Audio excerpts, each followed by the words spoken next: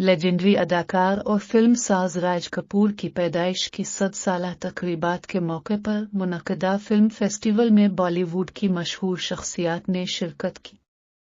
तकरीब में आलिया भट्ट और उनकी भाभी करीना कपूर भी शामिल हुई। इस इवेंट के दौरान एक वीडियो सोशल मीडिया पर गर्दिश कर रही है जिसमें आलिया भट्ट थोड़ी तनाव का शिकार नजर आ रही हैं। इस मौके पर करीना कपूर ने अपने पुरसुकून और दोस्ताना अंदाज में आलिया के नजदीक जाकर आन को मुस्कुराहट के साथ तसल्ली देती हैं, जिसके बाद उनके तनाव में काफी कमी आ जाती है।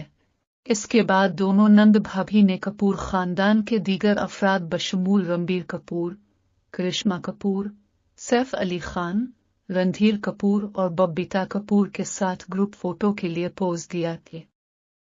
Festival R K films, film heritage foundation और national film archive of India के इश्तिराक से मुनक़द किया गया।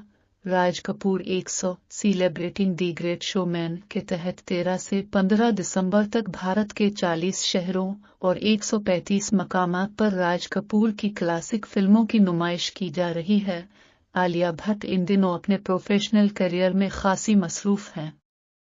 वो हाल ही में वसान बाला की फिल्म जिगरा में नजर आए, जो उनके production house eternal sunshine pictures के बैनर तले बनाई गई दूसरी फिल्म थी।